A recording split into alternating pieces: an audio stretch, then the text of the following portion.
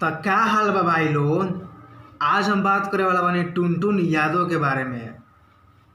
जैसे कि हर बार हमार वीडियो आवेला अश्लील के खिलाफ, और एगो टुनटुन यादव के वीडियो आइल बाटे अश्लील गाना पाकल आम वाला। आज हम वही पर बात करे वाला बानी, तो रउआ सब वीडियो देखी ओकरा बाद हम बात करतानी, ठीक बा। दाम बड़ी लेत बाड़ू आम के तू महंगा, किने में लागत बेचाई जाई रहना, बाकी किने खातिर लागल बड़ी जाम बा।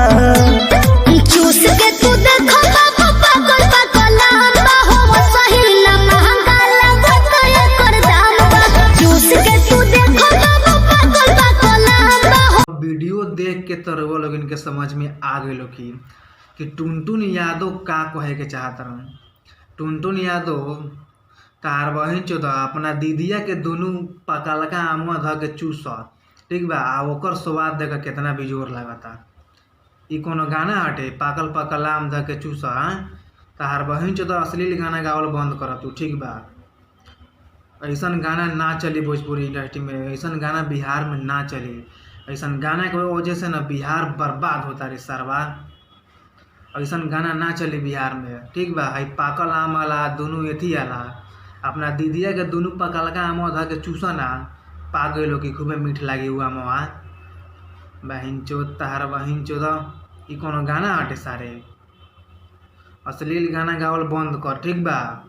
तोरा अश्लील गाना के वजह से ना बिहार बर्बाद होता टे। बिहार के लड़की बिगड़ जाता रसन, लड़का बिगड़ जाता रसन ऐसन घटिया गाना के वजह से। ऐसन घटिया गाना गावल बंद करत तनी के, ठीक बा।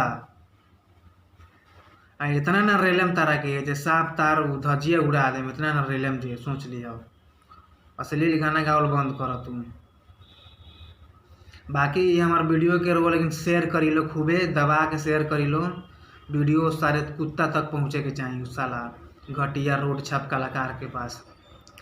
बाकी ये हमार प्रयास कैसा लग रहा हो लेकिन कमेंट करके जरूर बताएं। और ऐसे ही अश्लील गाना गावे वाला कलाकार के रेलाई वीडियो देखे खातिर देहाती बाबू नंबर 1 चैनल के सब्सक्राइब करी और दोस्तों के साथ शेयर करी और अपने भाई के सपोर्ट करी। और आई सब मिल के बिहार से अश्लील दूर कइल जाओ, अश्लील के खिलाफ आवाज़ उठावल जाओ और बिहार के बचावल जाओ। धन्यवाद।